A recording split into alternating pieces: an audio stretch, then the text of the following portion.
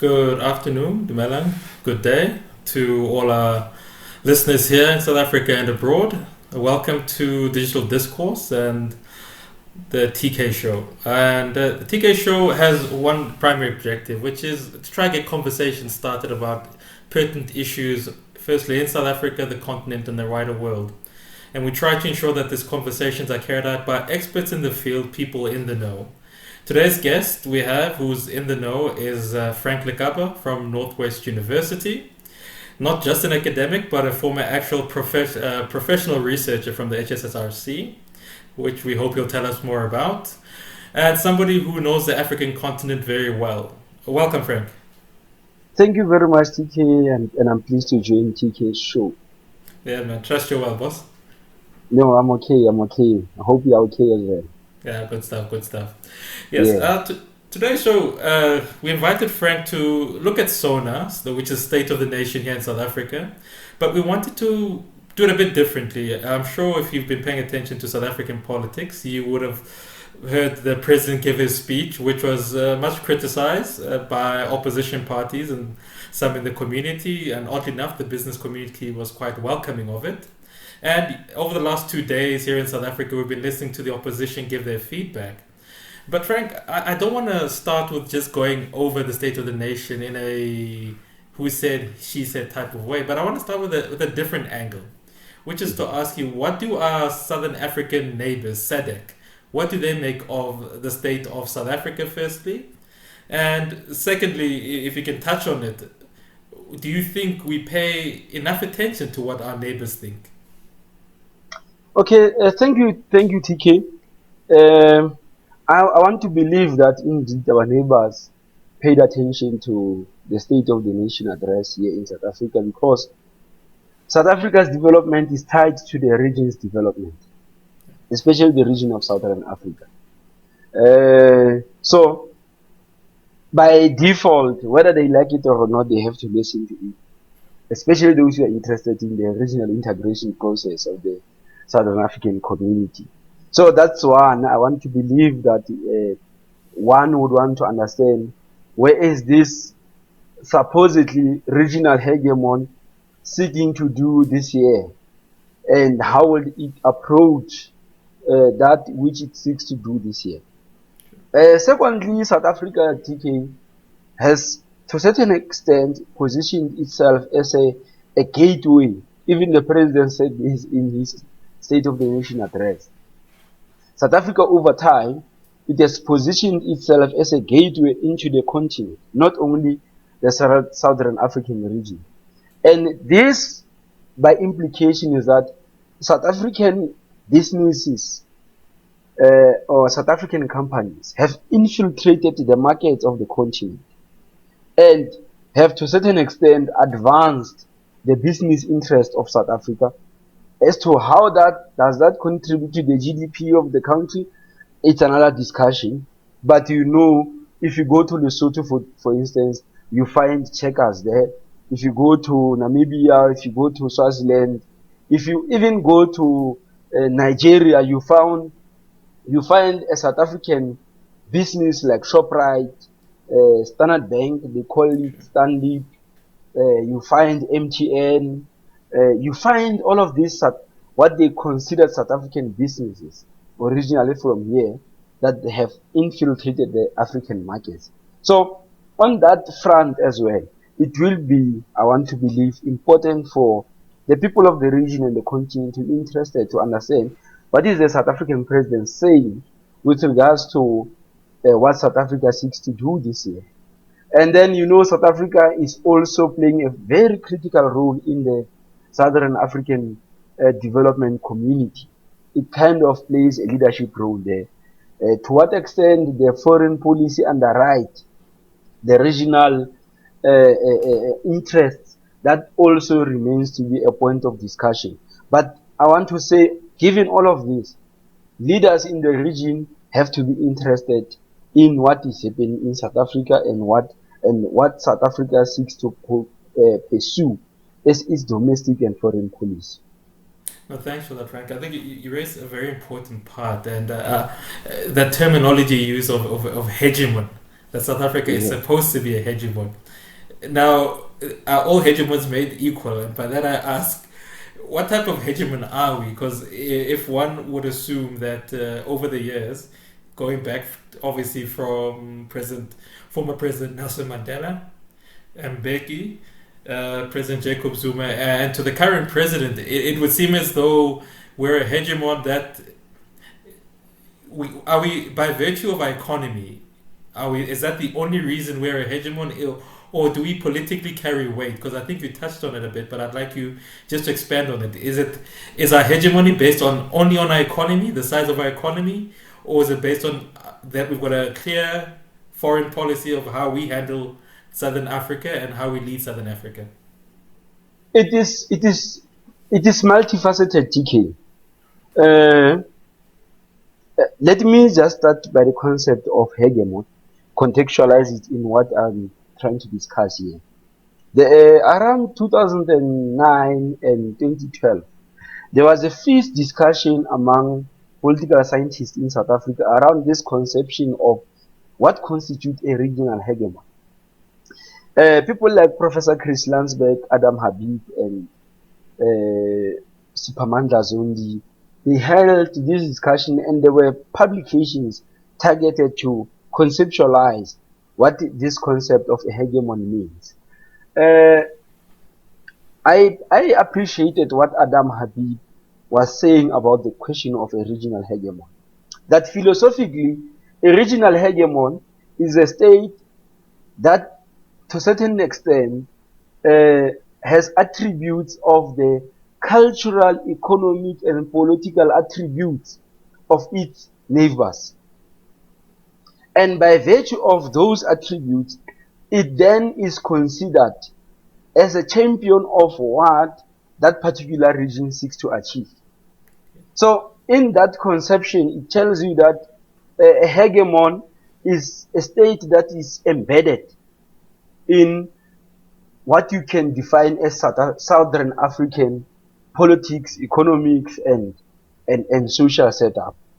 But there's also another conception that seeks to say a hegemon is a super state, is a kind of in the ways of Patrick Bond, is a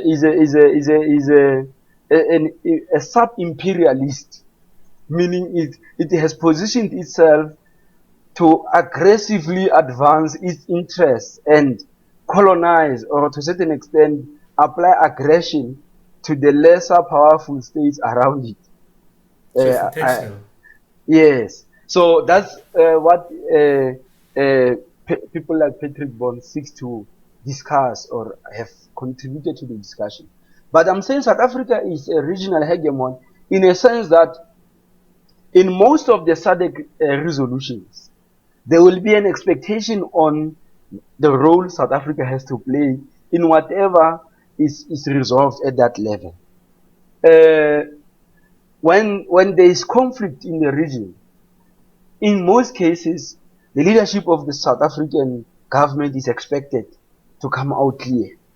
You remember the situation in Madagascar. South Africa played a key role, even took Mark Ravalomanana into exile here in our republic.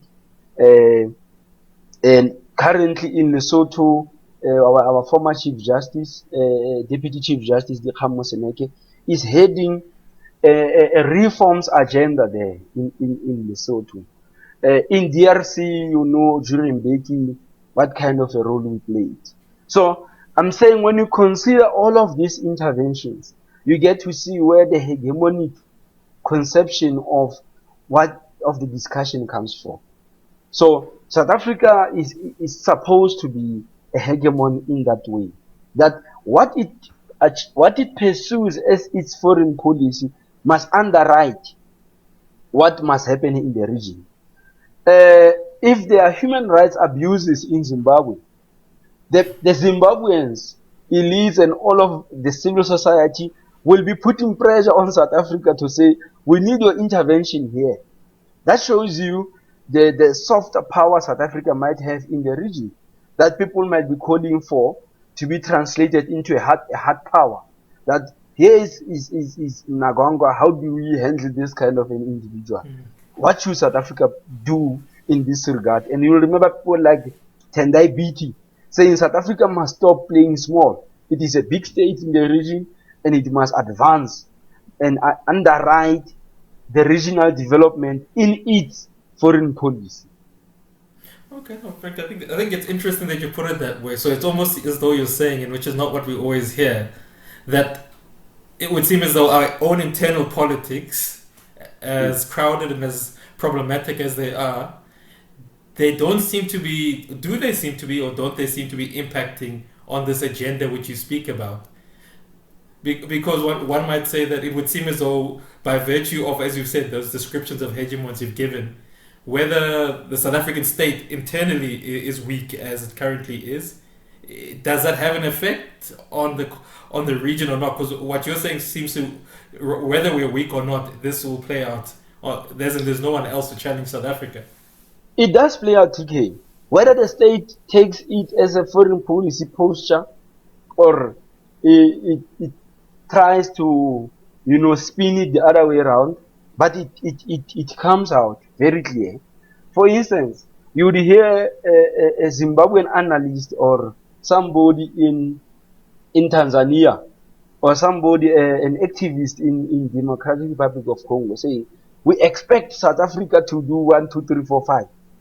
We're expecting the intervention of SADC, particularly South Africa, to be pushing Tshisekedi to do 1, 2, 3, 4, 5 in our country. So, whether South African diplomats, South African Department of International Relations, or even the presidencies advance a particular foreign policy posture, but there's always an expectation.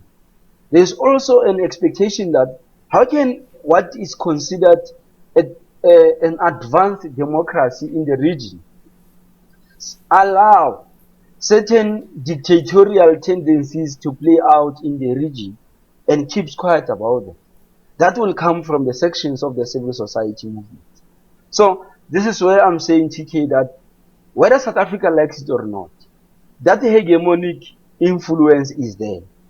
Hegemonic influence, but it plays primarily in economic sense.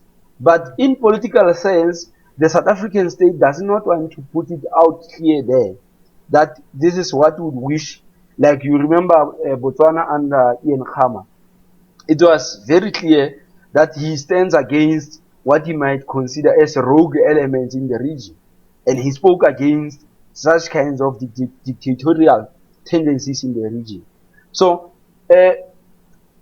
observers will be saying, why is South Africa quiet when this 1, 2, 3, 4, 5 is happening in either Mozambique, whether Namibia or whatever? Remember now there is Islamic militants in Mozambique. There's a greater expectation from South Africa, from the Mozambicans themselves. They expect South Africa to take a position on that, to lead an intervention in the fight against those Islamic militants that are emerging in the north of Mozambique. So that is where you get to see the hegemonic posture coming from, TK. No, thanks for that, Frank. And maybe this will probably weave us into looking at our own internal issues, where that this expectation, and is there a clear foreign policy in South Africa emanating, let me firstly say, not just the South African state in the form of government, but the African National Congress, and also parties, opposition parties such as the Democratic Alliance and the Economic Freedom Front fighters, and also the IFP? As in, is there, what is central when South African opposition political parties and the ANC meet? What is our foreign policy stance? We know very well, if we had to take it overseas, if you look at the Germans and even their political parties, they are very pro-Europe. There's only one which is not pro-Europe, but even that, it's got its nuances. We know Labour in the UK and the Conservative, how their internal issues led to a Brexit. We've just come back from a certain gentleman by the name of President Donald Trump, who basically turned the whole Republican establishment and foreign policy thinking on its head by saying America first and America only. And now there's an expectation, as you rightly say, that which we see it in maybe countries like America, where there's an expectation that Biden will, for some odd reason, make everything right. But it's very clear when you look at those political parties. So maybe can you just walk us through the South African political parties and their understanding of foreign policy and South Africa's role in Southern Africa? The South African political parties have tried to influence the South Africa's foreign policy positions, especially with regards to the continent, the development in the continent in a broad way. For instance, you remember when Mmusi Maimane was the leader of the Democratic Alliance, he went to I think it's Malawi, where he was kicked out, or he was not allowed into the country, where he was going to support an opposition leader there. And then you remember recently now with Bobi Wine in Bobi Wine challenging Museveni. Yeah. You remember the ANC was very quiet, and some of the opposition parties were quiet. But it's only the Economic Freedom EFF, the Economic Freedom Fighters, that came out clear in support of Bobi Wine. So the dynamics of the region, the political dynamics of the region, to a certain extent also have a bearing in the political allegiances in the Republic. You remember South Africa positions itself as a leader of the liberation movement here in the Republic. But when you look at its ideological posture and how it has positioned itself with regard to speaking out against what Zimbabwe will do in Zimbabwe, ZANU-PF will do in Zimbabwe, what SWAPO will do in Namibia, and all of that, it is very complex and different. You will see when SWAPO has got a conference, the ANC sends a delegation. But when ZANU-PF has a conference, it's a different ballgame. You rather have one, maybe an SG giving an input or all of that. But this is due to the historical alliances or historical relationship that these political parties have had in the past, and how the alliances are shifting and changing, considering the changing of powers and the political actors also in the region. So ANC will come out in support of Frelimo in Mozambique. It will come out in support of this party of Bo Magufuli in Angola, in Tanzania. Yes, yes. So, but it would not come out in support of somebody like Bobi Wine in what is this country? Why am I forgetting? Uganda. In Uganda. It will not come in support of Bobi Wine. Although it might want to criticize and say we're asking for free and fair elections. But why is it not coming out in support? It is due to ideological alliances and historical alliances that used to be there. And then you start to see opposition parties jumping into the bandwagon, supporting Chamisa in Zimbabwe, supporting Bobi Wine, supporting because they want to portray these new actors as progressive actors that are taking the liberation discourse or the liberation aspirations further than the old liberation movement. So you'll have opposition parties here kind of climbing up the ANC together with what they will say is regressive in the region. These political actors that are regressive in the region, and attach the ANC to those political parties. So if you don't have a kind of a torn out, a rigid approach to this regional politics, they are complex. The alliances keep on changing, and all of that. No, thanks for that, Frank. I think you talk about Chama Mapondusi. I always get that wrong. Yeah. No. CCM. I always take the shortcut and say CCM. Yeah, I don't know. It's like Frelimo. If you say Frelimo in Portuguese, it's a very, very long. It's a very, very long name. No, but Yeah. but there's always a question I've always wanted to ask people like you that focus on the continent. As you can tell, South African media doesn't. When they look at the state of South Africa, foreign policy for some reason, and maybe it's because of trade, we look at Europe, we look at America, rightfully so, because they are two of the largest trading blocs we do business with. But we hardly ever look at the continent. And there's a question I've always wanted to from the continent side, to understand. The ANC currently has its own problems, which we're going to get to later on. If, and this is only a scenario were to happen, where the ANC loses power, how would the region react if the ANC is no longer the power? Because from the dynamics you've explained, it's almost as though it's like South African politics. People cannot imagine anything outside the ANC. Anything outside the ANC breaks, as you said, it breaks that center that people have an understanding of. So I've always wanted to know, how does the region react to an ANC which is weakening within its own state and eventually might lose power? I think the regional observers and political leaders would want to look at the emerging individuals that can really dislodge the ANC from power and see how they can align themselves with such individuals, but not per se political parties. Uh, and I want to argue this using EFF as an example, that the leaders would, I want to believe, and this is my own opinion, would align themselves with Julius more than they would align themselves with the EFF as a political party.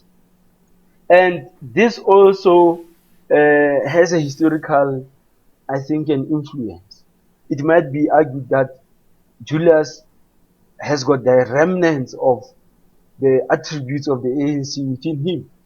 So you can engage him more than you can engage Musliman, who to greater extent does not ooze those attributes of the ANC or embody those attributes of the ANC. And when you look at the posture of somebody like Julius, when they speak about the continent, you know, they have a particular posture of African Pan-Africanism. And that, I think, appeals or might appeal to the African leaders more than the organization itself will do. And that will also have a bearing with the other opposition parties. To say, how does Herman Mashaba, for instance,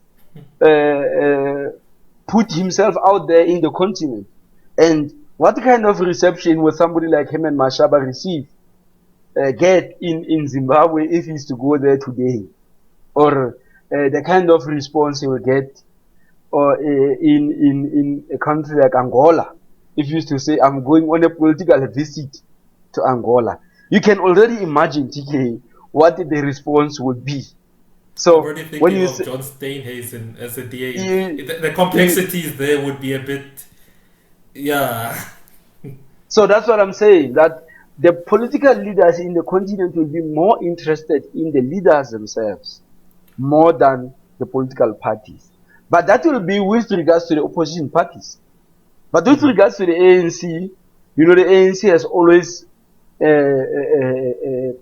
put up this posture of itself as a nationalist African organization.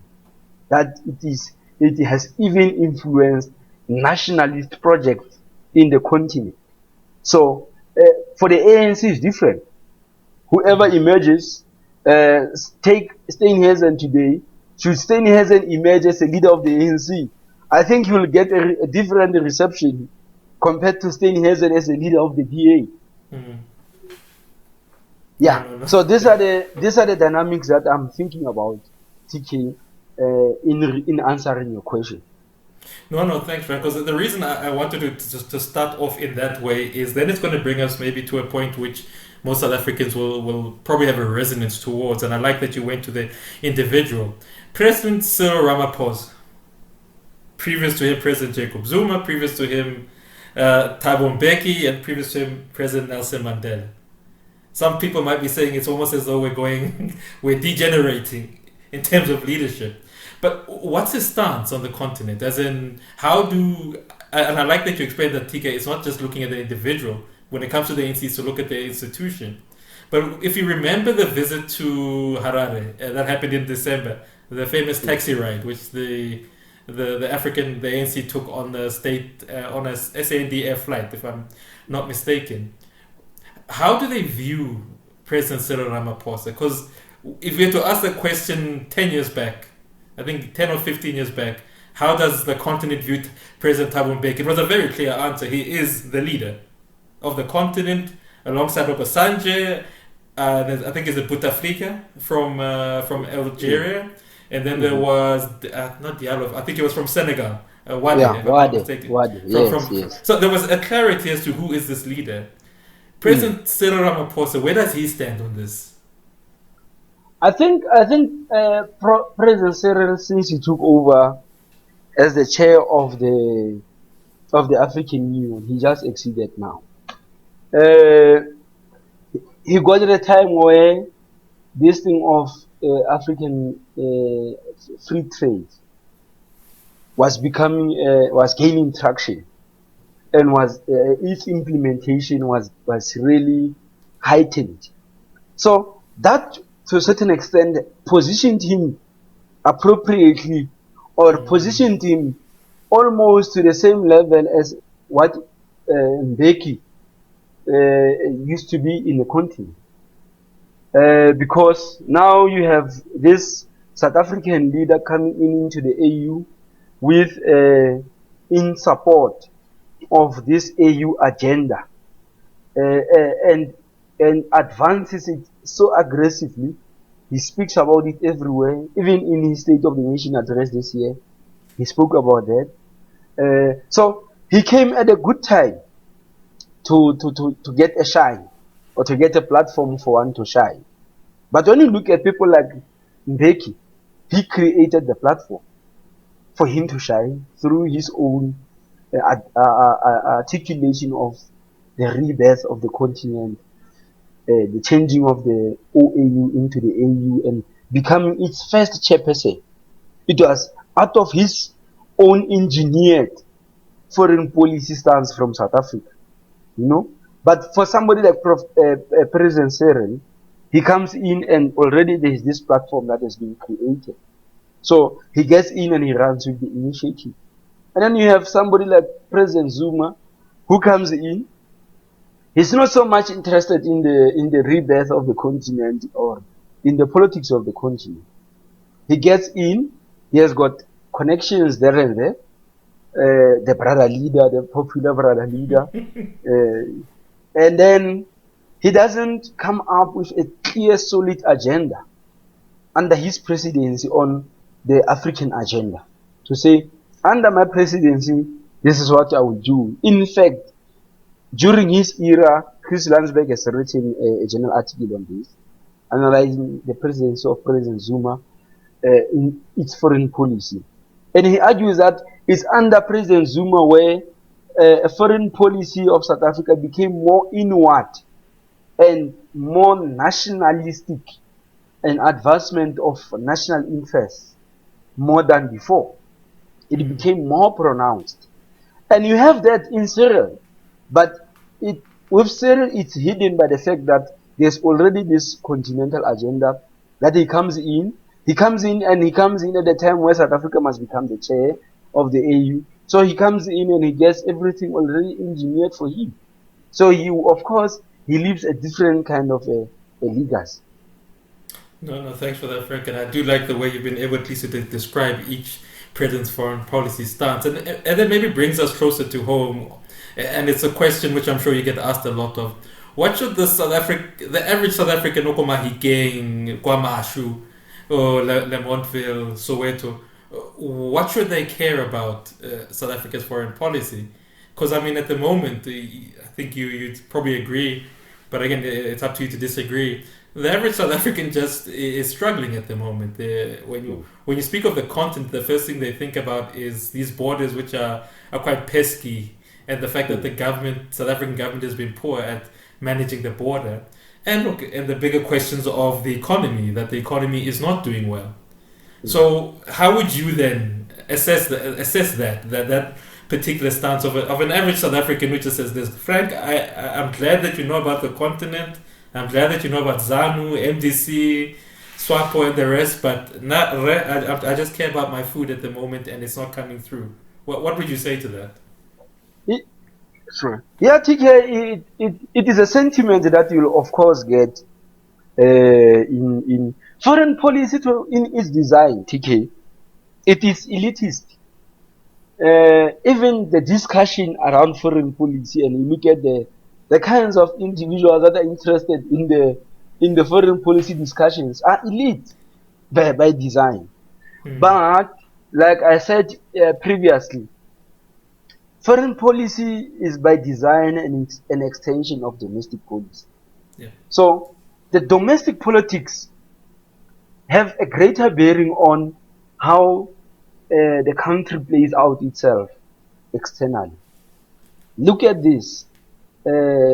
Trump came in, positioned himself as an advocate of American businesses and champion of the Texas guys and all of that, who are industrial players in the US.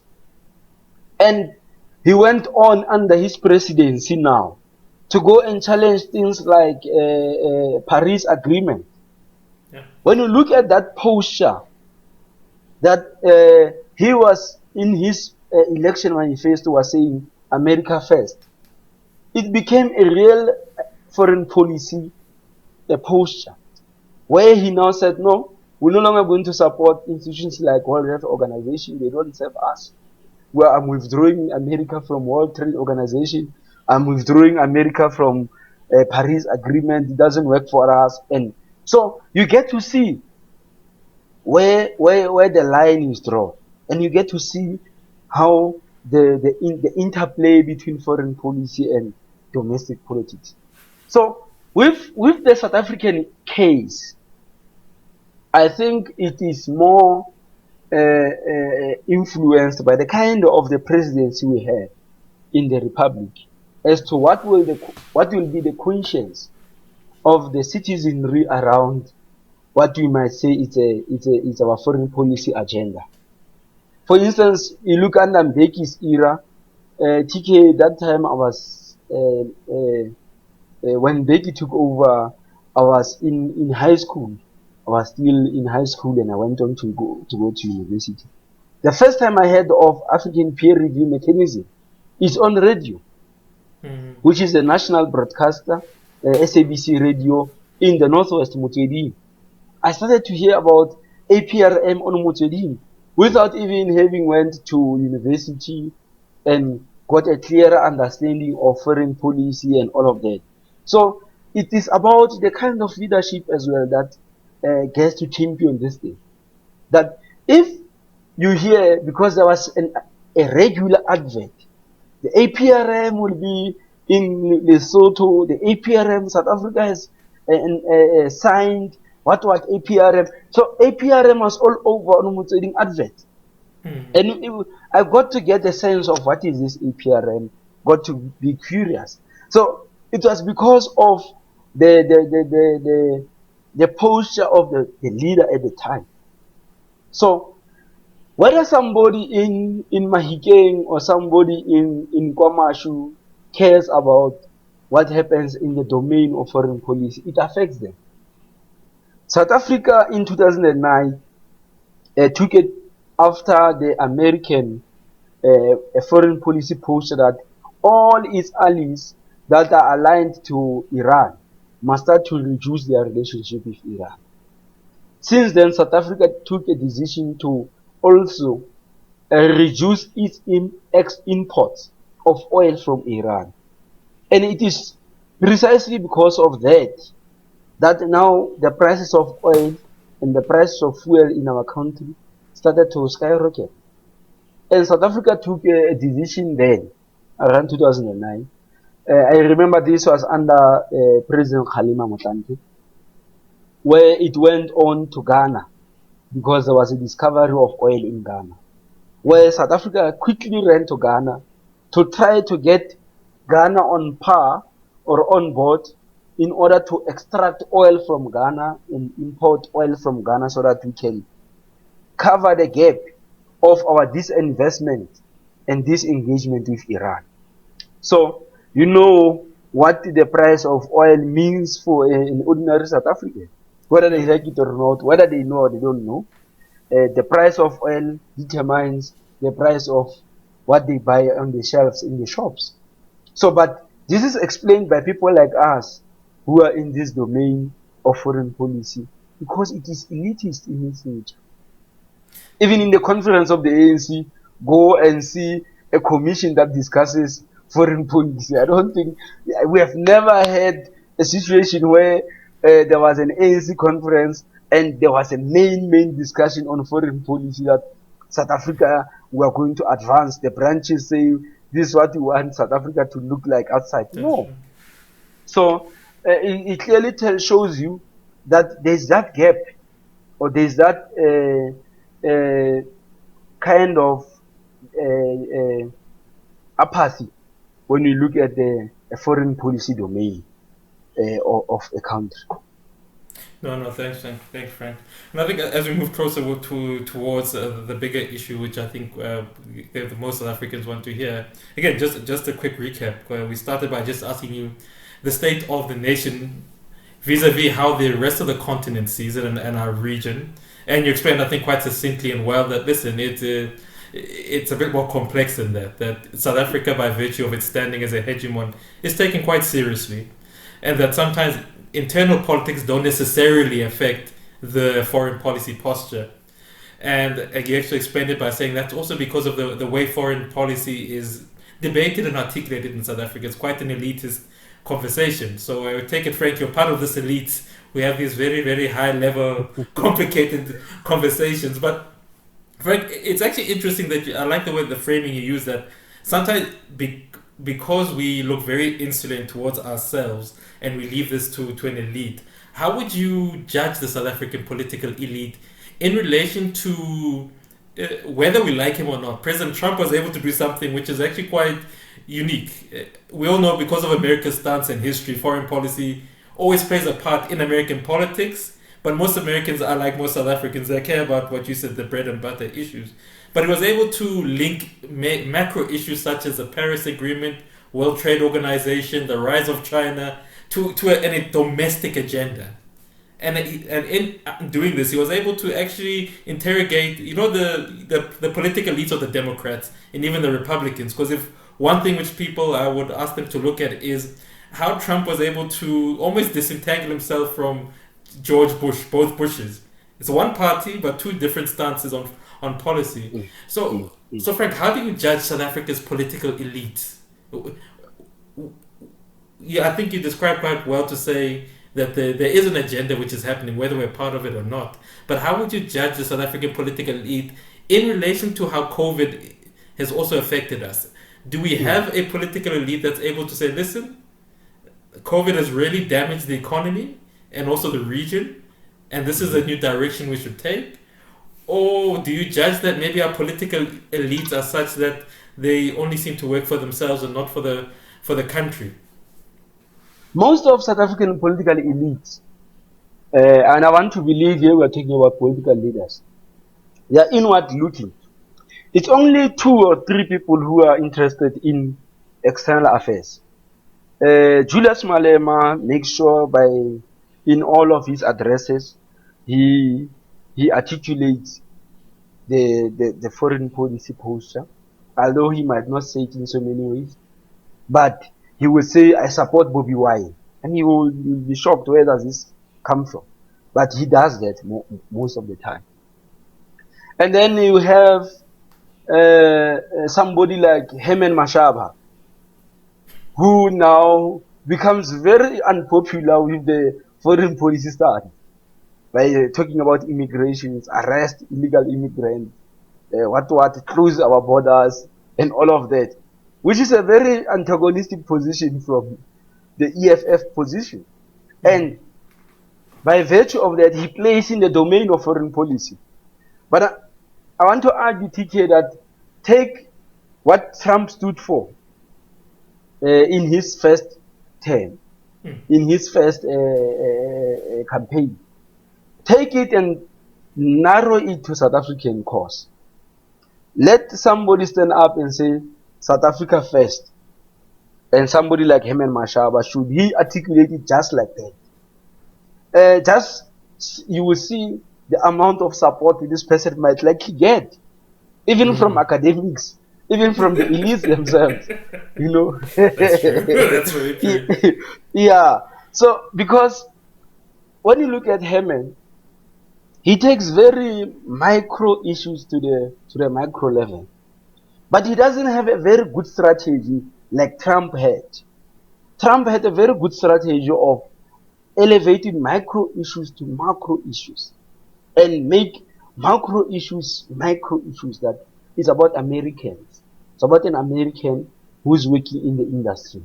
You cannot allow China to keep on exporting its cheap material into America and killing American industries. That makes sense for an ordinary American. So, but when you listen to Herman, his message is not so much coordinated. You know, his message is mainly on immigration, but he doesn't link up immigration with key issues that are very micro, that are very bothersome to most South Africans. You know, you can now start to say, no, South Africa is not growing as it used to before because South African firms are no longer outward looking like they were during apartheid era. And that will make sense to most of the people on the ground. That okay, now we can hear what he's saying, where he's going. So say Eskom used to export electricity, although it was mainly supplying electricity domestically, but it used to export electricity, and that on its own contributed greatly to Eskom's revenue, which now Eskom did no longer use to, or did not need to increase tariffs on its local consumers for its sustainability, because it has got a very aggressive strategy on its outside markets, and that those outside markets contribute to its revenue greatly. So when you start to speak, fashion your discussions like that, it starts to make sense to an ordinary South African to understand this foreign policy and say, how can we play in that arena? But I'm just saying, TK, to answer your question, I think there are only two leaders in the Republic that are really in the opposition benches that are playing in that field of foreign policy. It's Herman Mashaba and Julius Malema. The rest are too domestic. They are narrow. They don't even get to champion anything that might contribute to the foreign policy of the Republic. But doesn't that maybe then, Frank, speak to the issue that what's the vision of this country as it relates to government? I mean, I think the point you just raised about Eskom, and I was on another platform with Dr. Lumkile Mondi, and he was actually saying what you're saying, that the reason why Eskom could have afforded to basically go crazy and expand their business was because the balance book was outside South Africa. They could go beyond South Africa. And it's actually interesting because what you're simply saying is, if we have a vision that is very clear and it's always outward looking, as in beyond the South African borders, it actually does help our domestic market. So, Frank, what then is that's why I go back to the issue. What's the vision of our political, and by political elites, I'm also looking at the private sector, which, as you said earlier on, checkers, stand big, stand back, stand big. ABSA was there for a while, but it's come home a bit humbled that it's very hard to play on the continent. So what's the vision of our political elites? It's exploitative. Okay. The vision of, especially the economic players, is very exploitative. And it is very narrow in a sense that when Checkers encounters problems, when Shoprite encounters problems in Nigeria, it looks to South African state for its intervention. When MTN has got challenges, it looks to South African state for intervention. But its expansion strategy is divorced or insulated from the state foreign policy. This is something very contradictory about our foreign policy. Even the president in his State of the Nation address said the African Free Trade Agreement is going to help us to enter into African markets and expand African business. He said so clearly in his State of the Nation address. But how does the state then benefit from those expansion and growth into the African markets? It's not so much clear as to how does that contribute to our GDP, etc. So this is where you get the disjointment between business and the political elites. That the political elites will say, no, we are going out to make sure that the environment is conducive for our business to go and integrate them into the African markets. But what is the return on investment on that reality? In as far as our GDP is concerned, you don't get it. And I think, Frank, this speaks to the larger issue which we always speak about, which is to say, and I just want to maybe again bring in the audience to say, when we were framing this conversation, it would have been easy to simply say ANC, DA, EFF, but I love the way you've taken it to actually say, if you really want to judge where a hegemon, because that's what we are as we've established, is going, you need to look at the foreign policy vision. And Frank, so would I be wrong in saying that we're a country at the moment that doesn't really seem to have a vision about where we're going? The private sector, as you've said, is very clear. It's exploitation, it's a maximization of profits. Whether it benefits the South African state or not, that's neither here. It's not their concern, but their concern is a shareholder. So how then, Frank, do you run a country? How then do you become a functional hegemon? Because the Chinese government, it's a hegemon at the moment, if I'm not mistaken. They've just opened the largest free trade area in the world.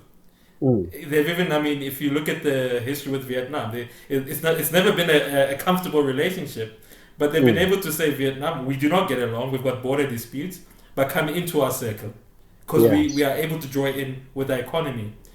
And even though they've got disputes with other island countries, there seem to be a hegemon which says, listen, let's look at it economically, you will benefit from us. These political things, we'll look at it later on. So if I had to juxtapose that with us, it doesn't seem like we're very clear in this country about where we're going. Our political elite and our party, specifically the governing party. Here's my opinion, TK. When you look at the US-China trade war, it was a war that was mainly fought at the level of the private sector, or at the business level. But it had a far-reaching consequence on the state level or state-to-state relations, where at some point you saw Xi addressing the challenges of Huawei as a head of state, speaking as if he's the owner of Huawei. But that is because of the integration between the state and the private sector. That the state has got stake in the private sector.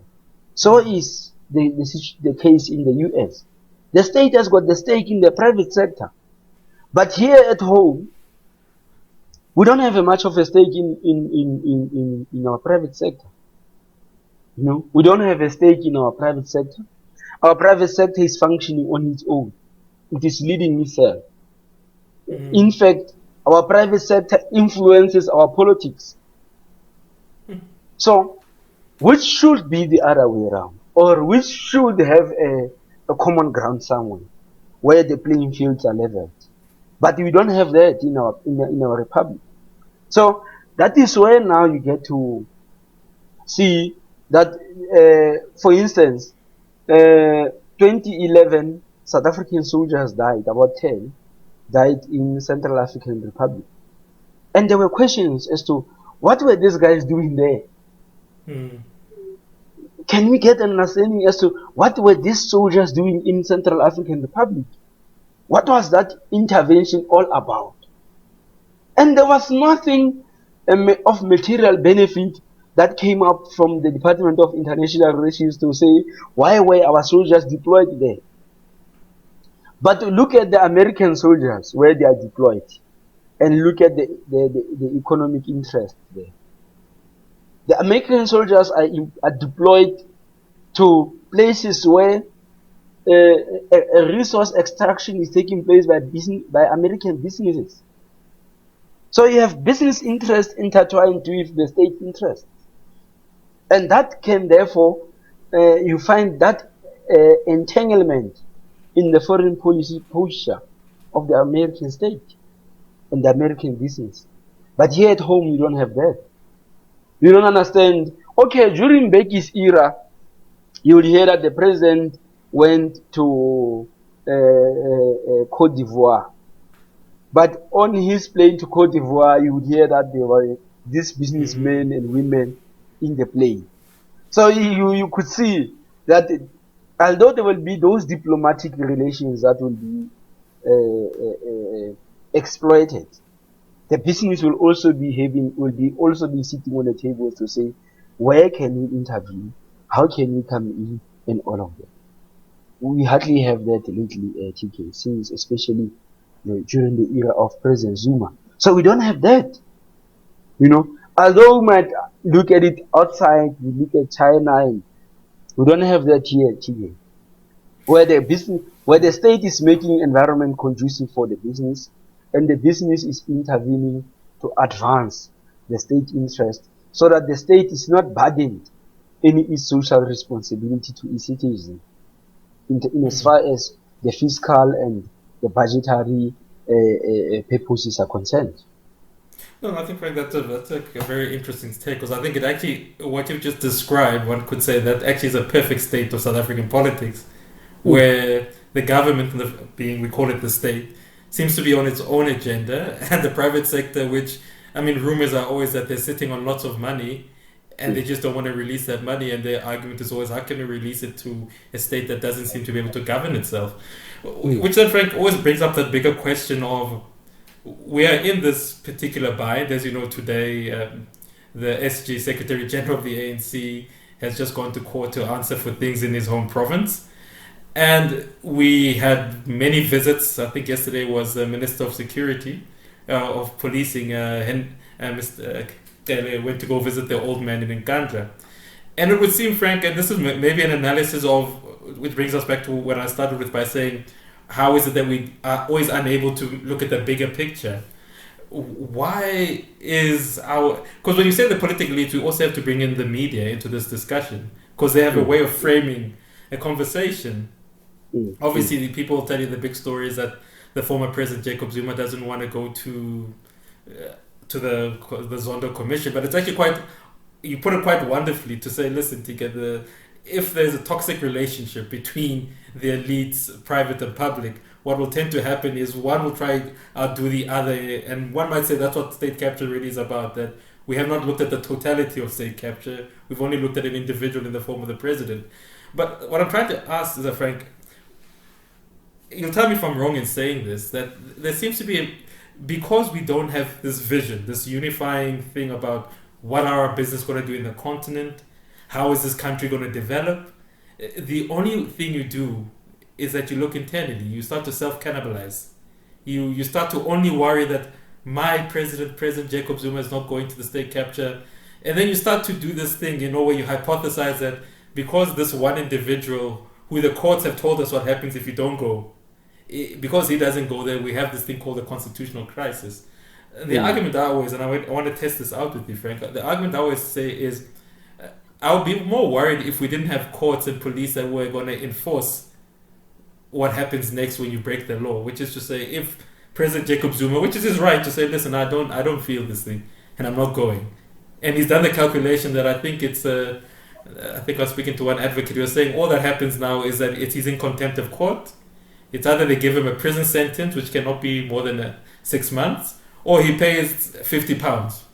It's done and dusted. We know the consequences. And we know that's going to be enforced. But the media, South African media, are very good at dwelling on a problem and maximizing it. And this is where my worry comes in about where the state of our elites are, where would the problem not be that they could not do enforcement, not that he didn't want to go? And I think maybe that's why I just want to just say, am I looking at the wrong way, or how is it? No, you are correct, TK. That if the politics are too internal and too inward looking in every state, if that is how you conduct your politics, you are bound to encounter serious problems. So this issue as well of the former president reflects that, although it is not so much directly connected, but it is a reflection. It is a reflection that here is a leader who, if we are to go by the testimonies at the Zondo Commission, who, when you look at the exploitative nature of what happened here in the business, it was inward looking. In fact, the agenda was now at the level of the state. How can we milk this state if the testimony is anything to go by? Because that's one thing we can rely on now, since he doesn't want to go and appear and give us a different perspective or a different version of how things unfolded. But you see a deliberate agenda to say, let us milk this cow called a state. Let us milk it for what it has, and from there we go. But where you could have said, okay, let's use the state and see what other avenues are there that are not yet exploited, that can be exploited in order to broaden this economy so that it beneficiates. As more players are coming in, they are all beneficiated in this economy. I mean, what was the point of the Guptas playing the kind of role they played here in the Republic when they could have went outside, when they could have taken their ANN to be a more foreign-focused kind of a channel? Because already with what we are having, they are all inward-looking. Why not have an ANN looking outside?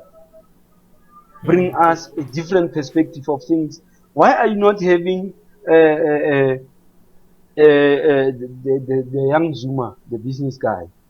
Why are you not having Duduzani having companies that are more interested in what is happening in the DRC, what is happening in Angola, and all of that?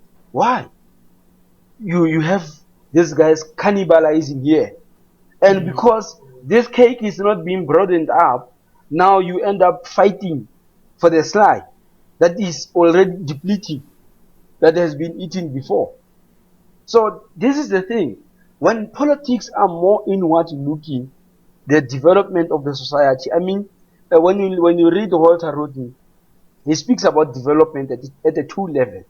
He says development is at the personal level and at the community level.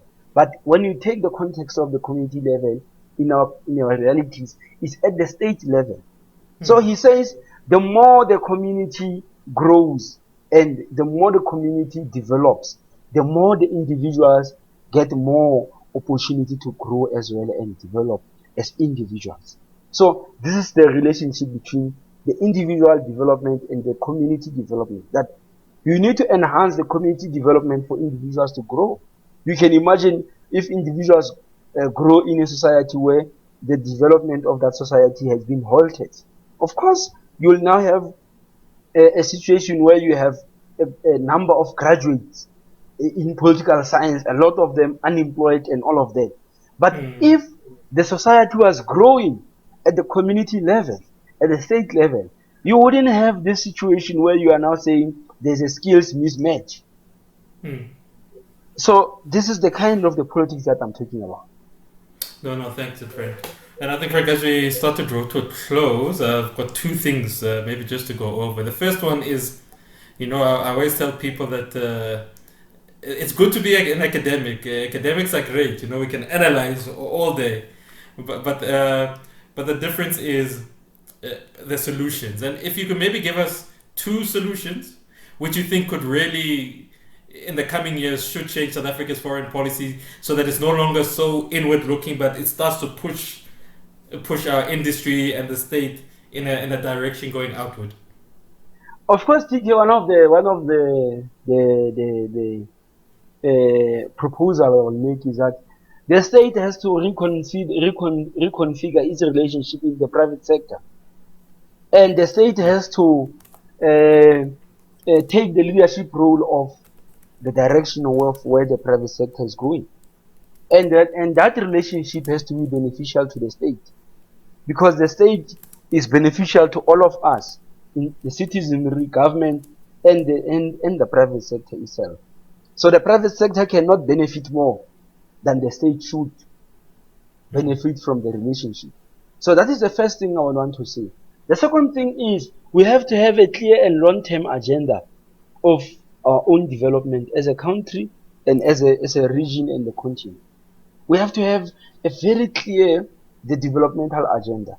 If you domesticate the Africa we want, let states be clear on what are those aspects they are going to domesticate. Because you can't say there must be a wholesale domestication of the Africa we want. True. In an area of science and technology, we know countries like Algeria, North African countries are more stronger in science and technology and advanced than us here in sub-Saharan Africa. Algeria, Tunisia, Morocco, those countries are advanced in the science, in the hardcore sciences, the laboratories and all of that. Yes. The development of vaccines and all of that. Those guys are advanced. So when we speak about aspects such as science and technology, in as far as Agenda 2063 is concerned, and we are saying let us domesticate, then what role are we going to play?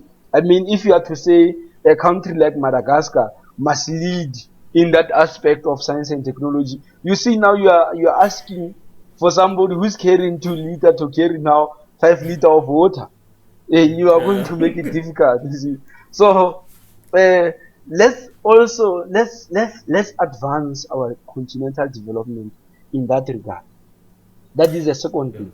The third thing is, as a continent, as countries of the continent, we need to be clear. For instance, we are now having African Continental Free Trade Agreement. No, we don't have a clarity as to why you have to pursue this. Mm. There is no clarity why it must be pursued. There is no clarity, TK. So we have to be clear. We have to have clarity in as far as that is concerned. What? Because you might find us invested in things that we don't need to invest on. True, true. You know, I remember Professor William Gumede said one time, we need to be clear as to what are those things that we are going to give in the global value chain. We're going to give up, and what are those that we are going to grab, and we are going to say these are the fruits you are bringing home, and what. So, do we need to industrialize? Do we really have to industrialize? Mm. He was asking that question. Do we really have to industrialize? Do we have what it takes for us to industrialize? You see, we are going to invest uselessly in that. Maybe we might say, let us focus on human development index. Let us bring up our human development index and forget about industrialization. Give up that agenda to somebody else. But when you give up that to somebody else, that person must know that, look, you come in, you play in this sector, but you are going to help us to fund free education. In fact, you are going to cover 80% of the university fees. You, China, you are coming in to come and extract our minerals here. Fine, do that. But you are going to help us to build hospitals. In fact, you are going to be responsible for the infrastructure development of hospitals and roads for this amount of hospitals that you are going to build, this amount of roads and all of that. You are coming in as Canadians. You are going to be responsible for our water purification and extraction of water from Lesotho. You can come in and play in your domain, but you're going to help us with this. So that's what Professor William Gumede was saying, that we must be clear. We must have a strategy of what is it that we are going to contribute in the global value chain, and what are those that we are going to give up. We are not going to concern ourselves with. No, thanks, Frank. No, thanks so much for your time. Very cognizant of it. No, I think, Frank, if one had to make a summary of it, that the state of the nation, I love what your 3 points are saying, that clarity, vision, and picking the right things to do. You can't do everything. And I think that, in a way, kind of sums up the problem of where the Republic is at the moment. So, Frank, thank you so much for your time. And as a parting shot, anything we should look out for from your side? Any big writings, any big projects which you want to tell us about as you lead us out of this TK show for today? No, TK, look, I'm busy trying to contribute something on the understanding of coalition politics and the whole crisis of coalition politics in Lesotho. So I'm writing a book chapter on that. I'm also writing contributing something to a book coordinated by colleagues from Botswana on the politics of Southern Africa, as to how do we understand the changing nature of politics in the Southern Africa.